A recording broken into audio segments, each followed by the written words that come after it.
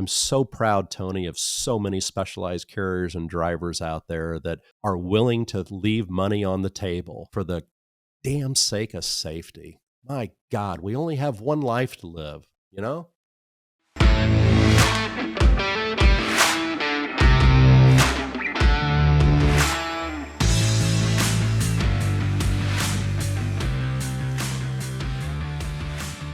Hello again, everyone, and welcome to the ProMiles podcast featuring Tony Stroncheck. Did I get that right? Stroncheck. Yeah, a lot better than Stroncheck. Are you Polish or what are you? Stron, S-T-R-O-N. Well, I grew up thinking I was Polish, buddy. My dad thought he was Polish until we got our DNA test done and found out that he didn't have much Polish in him. Well, what are you? I don't know. I call myself, I know what my kids are. I'm Polish. My wife is a kunass, so we always call them Polasses. Well, very good. Well, it is Stroncheck, not strong check, Stroncheck. But I am strong. Yes, you are. In more ways than one. So this is part 2, ProMiles podcast, featuring Tony Stroncheck.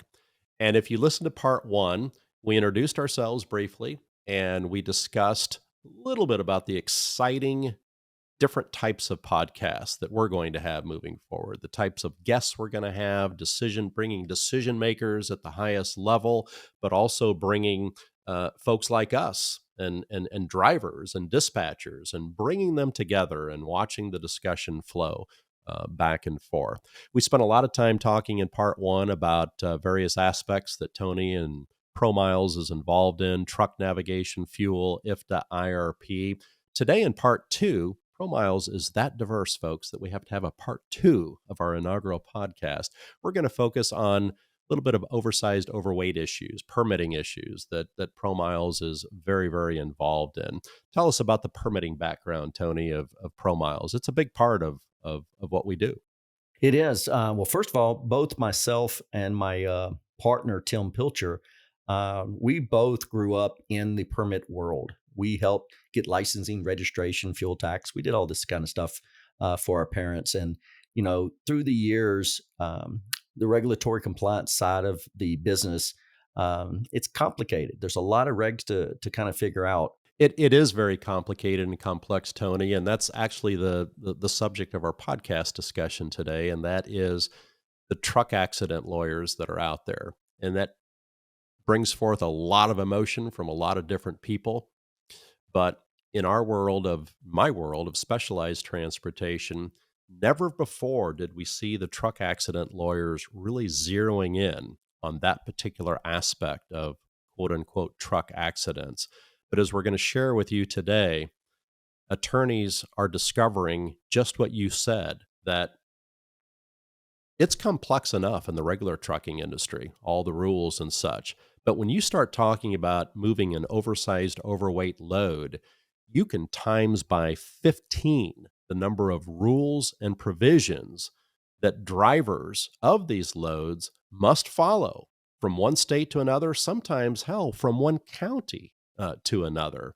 And these trucks accident lawyers, as we're going to talk about here shortly, they're now zeroing in, and they are directly marketing to quote unquote truck accident victims. And they're saying to them, basically, these are my words, paraphrasing Tony, they're saying, hey guys, it's one thing to get involved in an incident with a regular legal 18-wheeler, but whoa, if you get involved with an incident involving an oversized, overweight load, I've got, as your attorney, 10 more volumes of special permits and provisions and rules and procedures that I can uncover and go through. And if I can find 1 or 2 of those provisions, whether they had anything to do with the accident or not, I might make you a millionaire. And I hate to be so crass about it, Tony, and we are sympathetic to the true victims out there, but that kind of stuff's going on nowadays, and we need to continue to be vigilant and discuss it within our industry and make sure that we're safe and prepared. And the goal here, Stephen, is education. If that driver was better educated and had better information, then he would have been able to comply a lot better. The problem is it's all over the board. The condition sheets that come along with a permit that details all these little things you have to do. If you miss one bump in that structure, in that instructions of how you're going to get there, that one bump could cost you your business, your ability to drive a truck, and possibly even your freedom. And you end up going to jail. So this is serious. It's not only serious for just the victim, Stephen, but the guy that was in the accident, the guy that was driving the truck.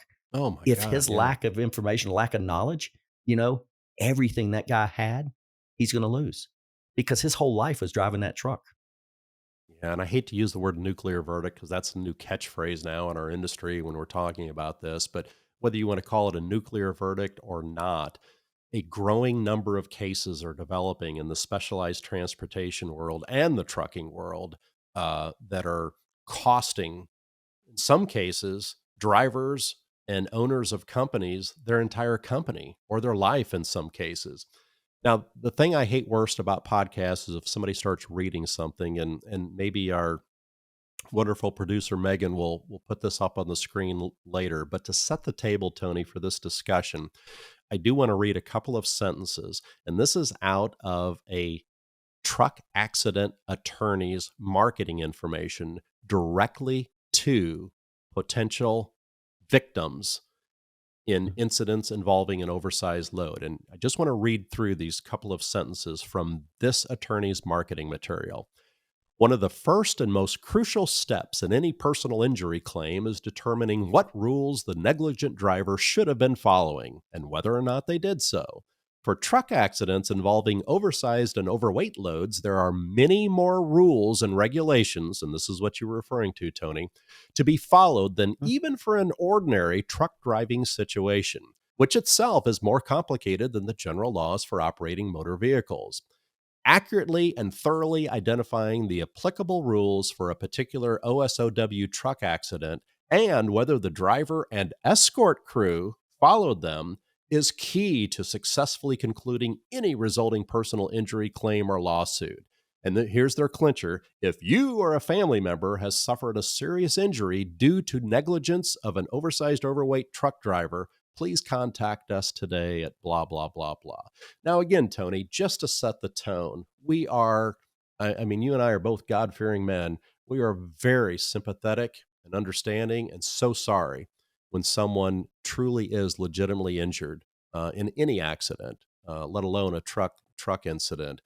But damn it, Tony, you and I both know, and everybody listening to this podcast knows that there are some people who may falsely claim to have been involved in an incident. Cameras are proving that out every day now. And there are some attorneys, and I respect the attorney profession, but there are some attorneys who, when faced with the prospect of making a couple of $1 million, particularly for an oversized, overweight incident, um, they may they may uncover a few rocks and try to expose something that perhaps isn't there. Just calling a spade a And the spade. challenge, and I'll tell you, Stephen, it really upsets me that there are drivers out there that they do deserve to get in trouble. They do deserve to have, everything thrown at them that they can. Why? Because they were negligent. And these are the guys that aren't applying for permits. These are guys trying to bootleg and run the back roads and try to get away and beat the system. It's those guys that are making everybody else look bad. But these attorneys, it's the same way. You got some really good attorneys. There's attorneys out there that also support the drivers in these situations, that really care for the driver, want to help the driver when it comes to supporting him. But the problem you've got, money. That money is an evil thing. And there are attorneys, and we see them on TV all the time, going after the trucking market. Why? Bigger truck, bigger money. Liability, they at least have $1 million worth of liability insurance, so we know we can at least go after that. So it's not the right thing to do, but we do also need to do our part and educate those drivers to make sure they do comply with all the rules and regs. And as long as we can give them the ability to have the right information, then those drivers should make the right decisions. The ones that don't, I do believe they need to be reprimanded. I mean, if you're not doing your job, because here's the thing, Stephen, when in transportation, if you're going to haul specialized carrier type commodities, you're going to haul hazmat material. Mhm. There's qualifications, there's things that you need to go through that the average driver just don't have to do. There's no need for them to go through. If you're not hauling hazmat, you don't have to worry about placards. You don't have to worry about, knowing what routes you can and cannot take that combined hazardous material. So if you decide to get into the industry and be, quote, specialized carrier, it's like going to a specialist doctor. Okay. Your regular doctor, your copay is $20. But you go to that specialist, your copay is $50. Why? Because the specialist should know what they're doing. Same thing here. We need to make sure that we expose the specialists, the really good guys out there that Mhm. knows exactly how to move this freight and how to do things. Listen to them, build laws around them, but then go after the guys that don't know what they're doing and educate, teach them. Because if that truck gets in an accident, number one, they're going to say it's the trucker's fault. So get your dash cams, get your cameras on your trucks, and start protecting yourself. Because it's so much easier to sit in the front of a courtroom knowing that this driver just lost their life, this mother just lost their child, or whatever may have happened. Okay. It's a lot easier to say, yep, that trucker's bad. They go down this road all the time. They always pull out in front of me. They do all these bad things. Oh, yeah. So if that is a good attorney, that attorney will convince that jury that guy was bad. He was wrong. He was the worst guy in the whole world. Look what he's done. But what they failed to tell you is he works for a fleet. The fleet he works for knew the information, but didn't give that information to that driver. So never look just one-sided of this. Well, You you need to look mentioned at both sides. Yeah, you've mentioned educate a couple of times, and that's precisely what I want us to try to do here in this podcast without naming names, of course, or specific incidents. You and I have been around the block, different careers. You on the technology and software side and truck navigation and permitting, and me from a government side, Illinois DOT, and then years at SCNRA representing carriers. And I've also done a fair amount of expert witnessing during those years, Tony. And what I want to do is walk you and I through a couple of most likely scenarios that these truck accident lawyers are looking for now when they are approached by an alleged victim of an oversized overweight load case. And let's start with what I'm most recently seeing, and that is the good old pre-trip meeting. And what we're talking about there is most, if not all, states put in writing that for any load involving one or more pilot car drivers or bucket trucks or police, a pre-trip meeting amongst those parties must be held in person on site prior to each day's move. And I emphasize that word, each day's move, because that particular phrase I just used has been at the crux of a couple of recent multi-million dollar verdicts against Mhm. friends of ours in this particular industry. So that pre-trip meeting, which you and I talk to drivers and pilot cars all the time, and for many of them, Tony, um, it's like you and I doing what we do every day in our profession. Sometimes it can become a little monotonous, right? But um, from your perspective, Tony, regardless of whether it's required or not, what why do states have that rule in place? Do you imagine that a driver and his pilot escort teammates might want to talk about prior Well, to when a the right trip? hand don't know what the left hand's doing, Steve, that's your problem. And Yeah. so the way these escorts work, as you know, is you got a pole car in front of you that's got a pole, and they're going to see if they're going to hit. Mhm. They're responsible to do their part, and you got a rear car. You've got all these different people that are in this transit. But have you ever went on a vacation with your family when your family was grown up and they were going to drive their own car? So every day you get up, you wake up, you go have breakfast together. And what do? You're going to spend 5 minutes talking about, all right, where we're going to stop first, where we're going to stop second. What's our goal today to get to? And by the way, I looked at the weather. We're going to have Mhm. really bad weather here, so we better allow an extra hour time. And oh, and by the way, there is a great restaurant next to this truck stop that we want to stop at, so let's plan that.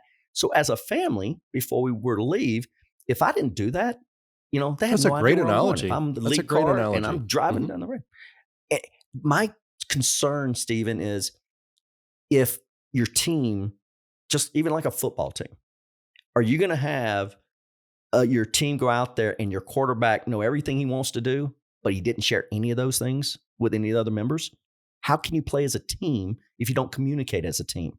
So every time you go out and before you get in that truck, every trucker, no matter if it's oversized load or not, must do a walk around inspection of the vehicle. Mhm, Take 15 mhm. minutes to make sure everything's working properly. And how many guys, like you said, we do this all the time. I looked at it yesterday. It should be perfectly fine. Then 2 miles down the road, they lose their brakes, tire blows, something happens that causes a major accident, and they go back to the ELD device and they realize that he didn't log a pre-inspection. At that Yeah, I point, that one thing is going to cost that guy millions of dollars. yeah, I hope all of our listeners already fully understand that this is needed and is important, and that family trip analogy is a great one. I gotta remember that one.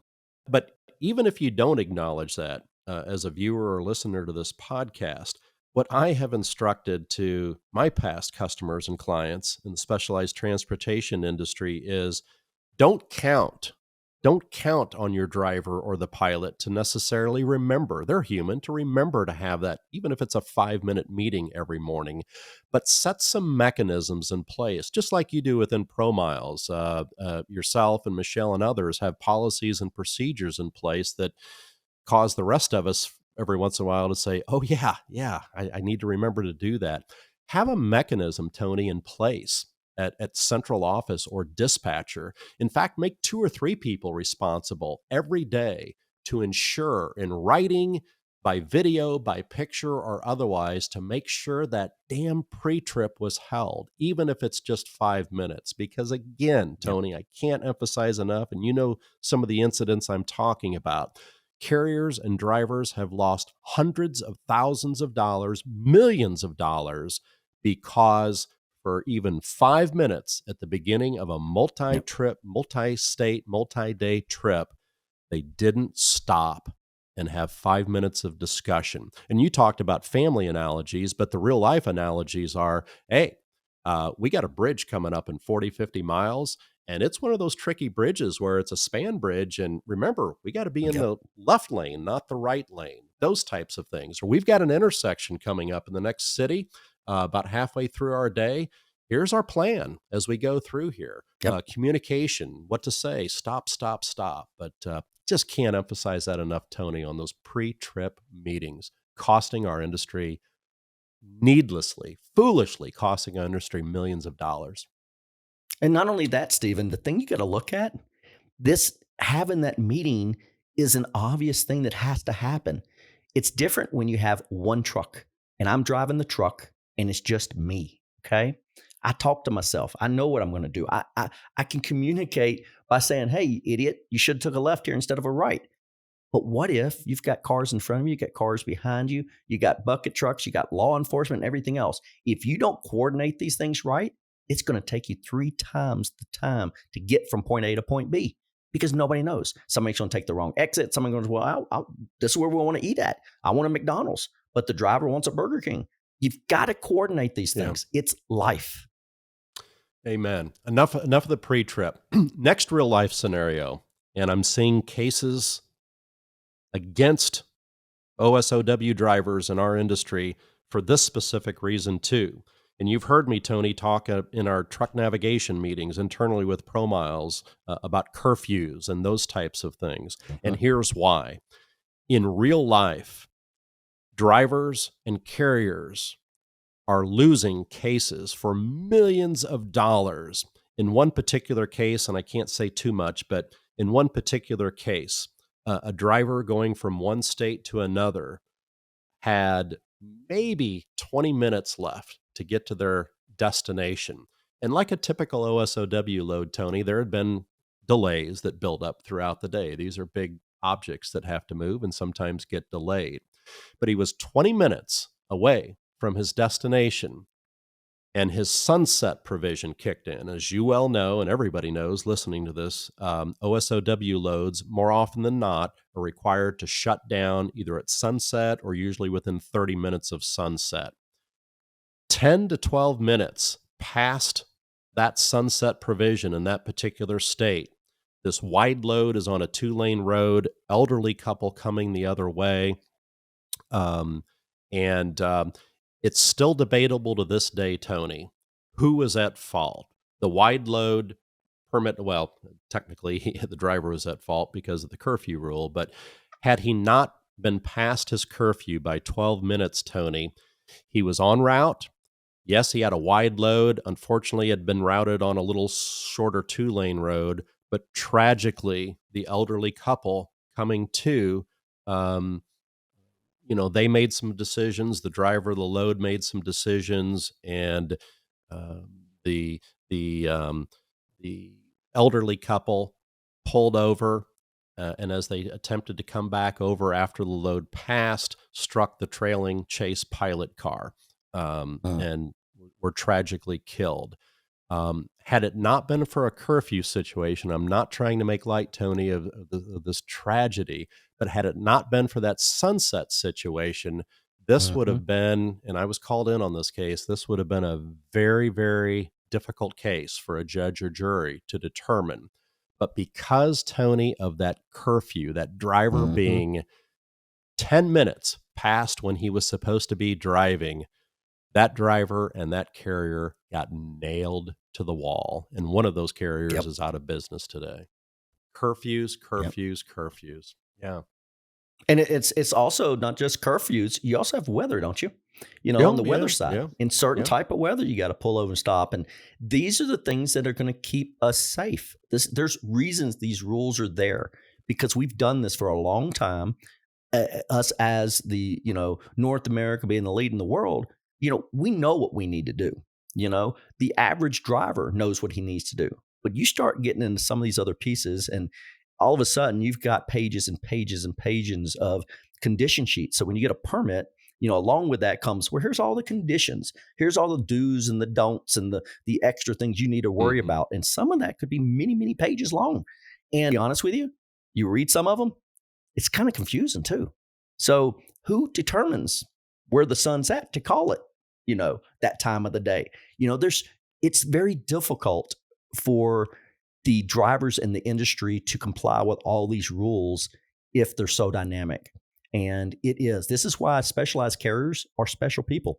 It takes special people to understand what to do and not Oh my do in these goodness. situations. Yeah. No offense to the rest of the trucking industry, but I mean, you literally got to be the best of the best when You you're do. hauling I these mean, 200,000 just like if pound you're going to haul loads. hazmat. Am I going to want to haul hazmat material, Yeah. explosives, and I don't know how to deal with it?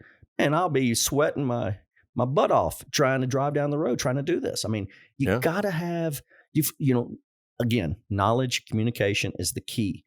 And there are so many rules, so many regulations, like you said, by city, by county, by state. It's, to be honest with you, it's so overwhelming. We have tons and tons of people that track these rules and regulations, and they still don't know them all. So how can you ever expect a driver to? So your point here, Stephen, of just being that 10 minutes, that 10 minutes costs that carrier almost $1 million a minute. Yeah. $1 million Yeah. per minute. That's a lot. You could have bought a commercial on big football, the Super Bowl. You could buy a little slot there for 30 seconds for a few $1 million. But no, they didn't do that. They had to pay somebody else. And here's the thing, to me, what you said, it wasn't the trucker's fault because the elderly couple was coming around the truck. They hit the next pilot car. So in reality, it was their fault. But because of rules, he got blamed because of that 10 minutes. Oh yeah, yeah. That's I what's guess so that's my hard. point. It in my opinion, and I was representing the carrier, of course, there, but in my opinion, it would have been very debatable whether that driver and the carrier would have been found at fault if not for the curfew. But the bigger picture, Tony, I think is this: forget curfews. Before I came to ProMiles, I was at SCNRA, as you well know, and primarily we were representing management, right, within these Mhm. specialized carriers. And it's gotten a lot better over time, Tony, and I applaud management at carriers for doing this. But the real story is not curfew or pre trip meetings, but it's time is money. And how often do we hear that in the Mhm. trucking industry? And my point is this: management at the specialized carrier level, especially, They've gotten much better at this, and most of them are very good at this, but there is still at times, I'm sorry to say, pressure, whether real or not, that is felt at the driver level and the dispatch level to finish that job. I got Yep. 10 minutes left to get to my destination. If I don't, I'm either going to get in trouble, the customer's going to start screaming at me. Maybe it's a personal thing. That means one more night I'm going to be away from my wife and my children. And I get that. I truly get that. But my point being, Tony, is, and they've gotten much better about this, but doggone it, we must continue to ensure that our drivers and the dispatchers and those pilots are not feeling any extra iota of pressure to finish that job, even if it means breaking one little rule, because it Yep. has and does cost lives and money. It sure does, Stephen. And it's a sad thing that we all grew up this way to follow rules, right? And normally you just get a slap on the hand and you move on. But this is different. This is putting people's lives at risk. This is putting infrastructure at risk. I think I might have time for one or two more, and these are, again, are real life incidents of Hmm. people in our industry losing their butts, losing millions of dollars because of one simple mistake that could have been avoided. Next topic is pilot car certification. As you well know, Tony, a small but growing number of states are now requiring that if you're piloting in that state, you must have that state's pilot certification, or through reciprocity, another state that state allows. In addition to that, as we know, the manufacturers are now getting into Hmm. this world. Um, Three wind manufacturers, in addition to pilot certification training at the government level, are now requiring that to move a certain commodity, wind in this case, you must have another course that is proven to be taken. Well, I'm here to tell you that even though that hasn't been tested yet, because that WITPAC certification is not required yet, don't think, Mr. Carrier or Mr. Driver, in the future that if you're involved in an incident, whether it's your fault or not, and that opposing trial attorney starts uncovering all the policies and procedures that you're supposed to follow, don't think that just because your pilot is properly certified by a government to be moving in that particular state, don't think that just that if they don't have this WITPAC certification, well, that's okay because the government's not requiring it. Oh, no, no, no. Judges and juries, if they are faced with evidence by the trial attorney for the alleged victim that to move that commodity, even though the government didn't require it, your customer required it. And more importantly, by you accepting that job, you were saying that you had been through this particular training. Hmm. Don't think for a moment that won't be used against you. It is. So make damn sure, even though it costs you money sometimes and trouble, make damn sure that just like you do with your driver, right? Carriers do a great job, Tony, of making sure their drivers, CDL and their insurance and their drug and alcohol and all of that is up to date. But I'm here to tell you, although it's getting better, Tony, in the industry, the pilot world is the dirty little secret in terms of sometimes in cutting corners. I think we fail in this industry sometime to make damn sure those pilots are properly certified and trained. And whether you think in the carrier world that it's important to have that or not, it doesn't matter, does it, Tony? The Mm. law, and that more importantly, that judge is going to rule against your butt if he's Definitely not will. And certified. and here's the thing, if you've got escort vehicles, they're there for a reason. They're there to make sure that there wasn't a mistake made before the load was taken when it comes to the routing and what's coming above. So you got the guy in the front. His goal is to be far enough ahead to see anything and everything going on, including road is shut down. We had an accident. Let them tell the people behind. So you have to communicate. Again, you're not just one person in a truck. You're in a truck and you may have 3, 4, 5, 6 other vehicles around you that are a part of this. So the communication between all of them has to be real time. It has to be where that pilot car is telling the lead, what's he doing? That guy in the lead is now telling the trucker, hey, this is what was coming up. Here's what we need to do. And if they're unsure, pull over, pull over and Stop. stop. Best thing to stop, get back together. Everybody say, all right, guys, I ain't been in this area before, but the weather looks like it's coming. What are we going to do? Okay. Stop, pull over. And you're going, but that's going to take us time and money. We could be talking while we're driving down the road. You want to be driving a 250,000-pound load and on the phone at the same time in a jurisdiction that says you're not allowed to be on the phone? And all of a sudden, now you've opened up that liability that much bigger. Why? You're trying to do the best you can. You're trying to deal with this weather problem coming up, but you got to do it the right way. You got to get off of that road and stop. But where do you stop? Where can you stop with a 250,000-pound load and park at? Some truck stops are not going to want you to pull in. So it is not easy on these guys. And Tony, how many times do you got to do it the right way? 99 out of 100, 999 out of 1,000?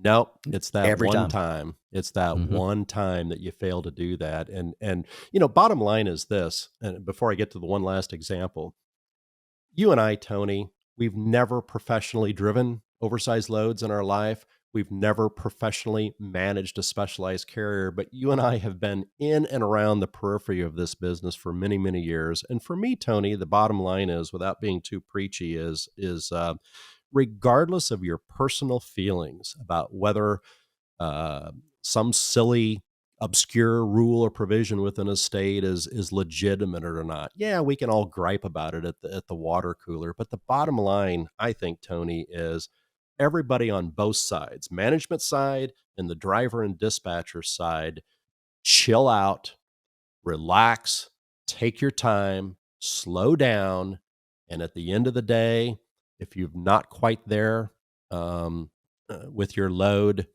it's the end of the day. 10 out of 10 times. If you play it that way, yes, you may lose a job, you may lose some profitability from time to time on a job, but I'm so proud, Tony, of so many specialized carriers and drivers out there that are willing to leave money on the table, lose customers sometimes for the damn sake of safety. My God, we only have one life to live, you know? Well, Stephen, one thing we got to look at here, we're talking the driver, we're talking the pilot cars and all that. And you even mentioned some of the windmill shippers. They're embracing this. And you know why?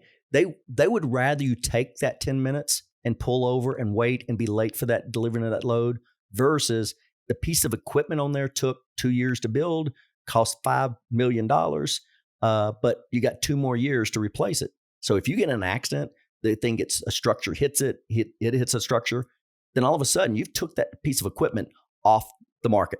Now, the group Yeah. that order this equipment, they pay literally $20,000 a day to use this equipment. So every day that equipment's not in use, that's $20,000 a day for that heavy equipment that they needed. Now they've got to go back to the manufacturer, say, all right, go build me another one. All right, be another 2 years. You can't wait the 2 years. So I think the more that the shippers understand what those requirements are, the more those shippers will embrace it. And I also feel I like agree. those good shippers aren't going to get pissed at you because you were 10 minutes late. They're going to be pissed at you because you ruined their load.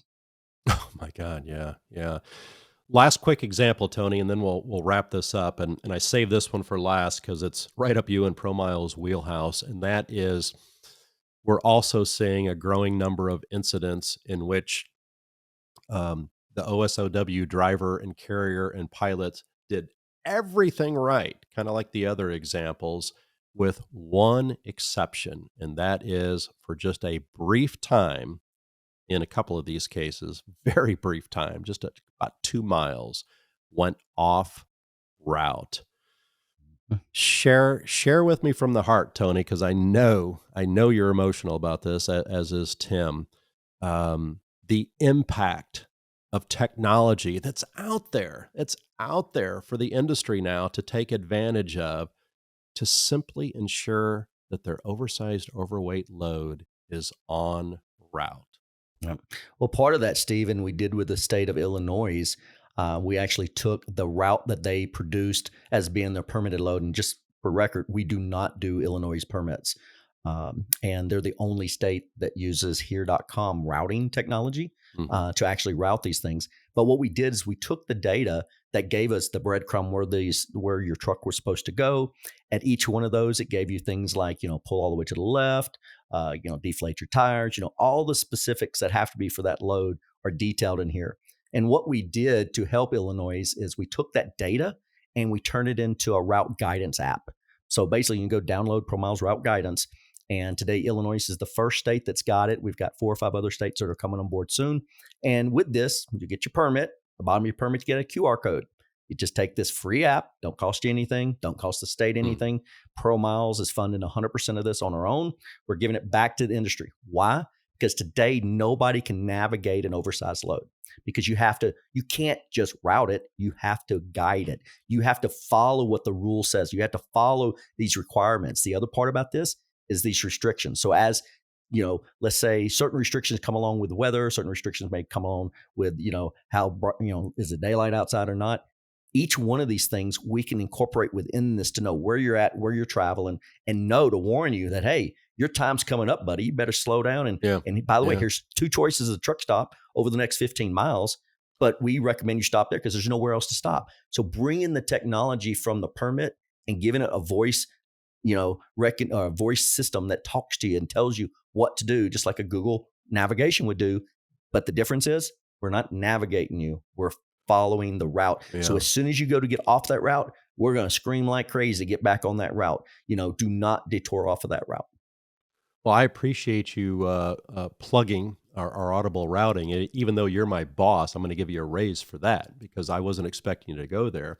Where I was leading you was, and now I'm probably going to get a little emotional, but subject of just getting your permit and automated permitting. And when I first came to SCNRA, automated permitting, you guys had just started in Texas at that time. I think you were up and running for about a year. And, one of the competitors had 5 or 6 other states going. But when we started talking automated permitting, even as little as 12, 15 years ago, it was met with a lot of skepticism, not Yep. only in the industry, but even governments had to be sold on this. And one damn thing, Tony, I am so proud of about you guys and ProMiles and what you all did was, um, and the federal government a few years later proved it in a very famous study that they did. And that is, and my big story that I'm trying to lead to is to avoid these multi-million-dollar lawsuits against you. Just get your damn permit, right? It's so Yep. damn easy nowadays in most states. It's so damn easy. The excuses, Tony, of years gone past where it takes me 6 hours to get a routine permit or it takes me 6 weeks to get a superload permit. Yeah, that still happens on occasion, but more often than not, thanks to automated permitting and the leadership from you and Tim with ProMiles, as the federal government said, by states now issuing permits automated, it has increased the number of carriers Yes. getting permits. Why? To borrow Tony Stroncheck phase. Why? Because if it's much easier for me to get my permit, I'm going to get my permit. That's it. I'm not going to run without it. What happens when more permits are issued? When more permits are issued, the roadways become safer. Mhm. Infrastructure becomes safer because people are operating on those permits. And it's just kind of a domino effect. It's more efficient for the carrier industry. So, my long winded point here, Tony, and what I was teeing up for you and ProMiles' success is just get a damn permit Yep. nowadays. There's no excuse not to get a permit. Yep. And that alone, but beyond the pre trip and the pilot certification and everything else, if you just get a permit and follow those proper procedures, which are so easy nowadays, thanks to software by ProMiles and others, everything else typically can fall into place at that point and Yep. keep your butt out of jail. Speaking out of jail, Tony, and I know we're running out of time, but I've been following this incident in Ohio from a couple of years ago, and I need to follow up. But it was the first case I'm aware of, and maybe this Colorado case you talked about in the last podcast may be the next one. But in Ohio, a gentleman failed to get a permit, didn't even get a pilot, ran in the middle of the night with an overheight load, hit a structure, the load fell off.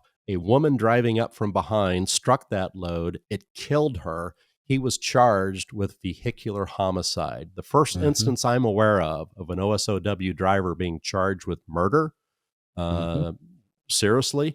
But I'm sadly believe, Tony, it won't be the last with these bridge It hits. won't be.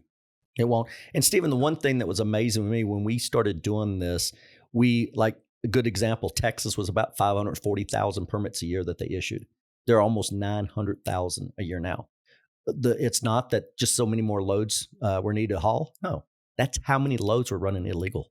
That's how many guys out there in the back of these bombs, missiles that they're driving down the road in the middle of the night, half asleep, half awake, needs some more cup of coffee, turn, come back, boom, what happens? Bad things happen, and you're right. It does. We have spent so many hours, so many weekends, so many holidays, so many launches getting this shit out there that it really makes me mad that the industry knows it's easy to get these down. You can go to the website and within 5 minutes you're done and you've got this. Where before, yeah, everybody was scared. They were looking at paper maps. DOT guys that really knew what they were doing had to make these routes and had to do it all by hand. They were scared. They were so scared to go to technology because technology has bugs. Things don't always work the way you want them to. But knock on wood, Yeah. we've been able to take and pre-build all this data and validate the information before we even take it. Then we do specific carriers come on first. We launch with them. We test with them. It's a testing. When we develop a state system, we bring the industry in as well. We bring the truckers. We bring the state association. We're going, all right, we're going to go do this. Is there anything you have to say about this? Any feedback you want to give us? And again, communication, bringing everybody together to realize that today, you should not run without a permit. There's no reason. In the past, people were pushed by the shipper going, it has to be there by tomorrow. I know you can't get a permit. So guess what that shipper would tell them? I'll pay your fines. I'll pay your penalties. Anything you run into, we got you covered, buddy. Oh, the driver said, thank you so much. I'm going to go that extra 10 miles. But guess what? When they got in an accident, something happened. Where was that shipper at? I didn't tell him anything. I didn't give you anything right and say you need to do this. You are the driver. It's up to you to know what you're doing and not doing, not us. That's why we're paying you to do this. So really, the shipper caused that guy to lose his wife, his kids, and now he's going to be in jail the rest of his life. Why? Yeah. Because of a decision not to do the right thing. It's just like, you're going to go hunting in Colorado. You're going to have a hunt license, right? Because trust me, if you don't here in Colorado, they're going to bury you.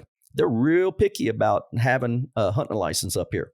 So no different than that. Even for neighborhood bears, even for the neighborhood bears, even for them, they want you to have a permit to do. And if you shoot that bear without it, buddy, you're going to jail. Well, this is no different. You're in a rocket going 70 miles down the road. You could kill so much with that. And you're going to do it after hours. You're going to do it against regulations. That's what makes me mad, is that people know it's easy out there. You can do this, but they're going to, cut the curve a little bit, cheat a little bit here or there to make that little extra money. You do that, it's going to take somebody's life, and it's going to cause all the other guys that are doing the right thing out there, driving the right, ordering the permits, it's going to make them look bad, and they're not. I have more specialized carriers in this industry that are good, outstanding people that are trying their best, doing a damn good service, learning these regulations and pushing this. They spend so much more time and effort in this than the average Joe. But guess what? They're hauling a much bigger load. They're much more liable for what they're going to do. So, Stephen, all I can tell to anybody out there, get your permit, order it. Yeah. If you have problems doing that, call us. We've got hundreds of permit services we can refer you to, that can help you make sure you get it right. And just to wrap up, and I apologize to anybody that's been listening. If you thought I got a little too emotional here or in your face, but it's an emotional subject for me. And besides that, our wonderful producer, Tony, Miss Megan, when she was debriefing with us after the first podcast and handing out constructive criticism, of course, she got on you a fair amount, but I'll leave that for another day. But to me, in addition to pronouncing your damn name right, Stroncheck, which I think I'm getting better at, she asked for a little more emotion and passion out of me. And by God, I think I showed it today. And we picked a topic that's near and dear to my heart. But again, all kidding aside, we're not trying to be tough and rough on this industry. Tony and I love this industry. We bleed this industry of specialized transportation.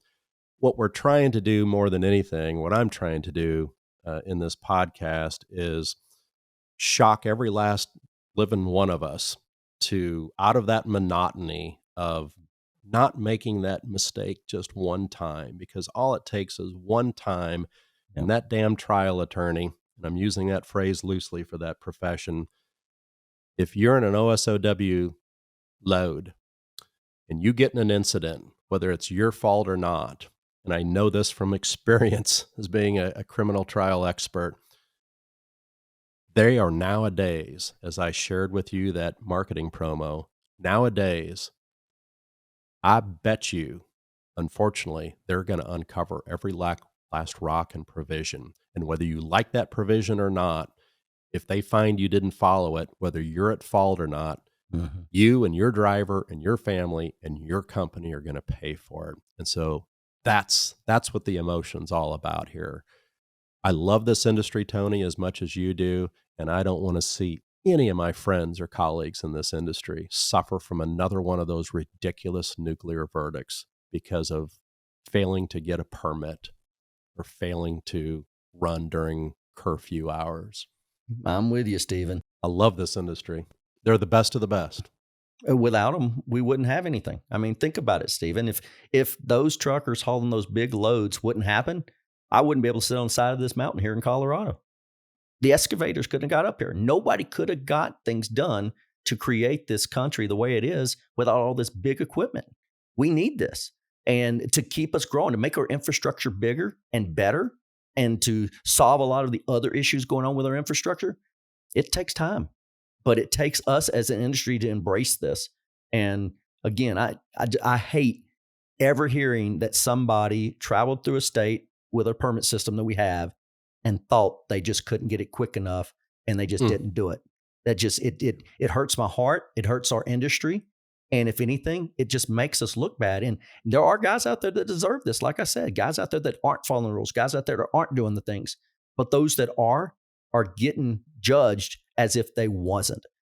They don't know what's going on. That jury doesn't understand oversized, overweight complexity. They don't. All they know is you've got this big truck. You're getting paid all these extra money because it's yeah. a specialized load. You're supposed to know what you're doing. No different than if you went to a doctor and that specialist says, hey, I can remove your gallbladder, but he's never done it before.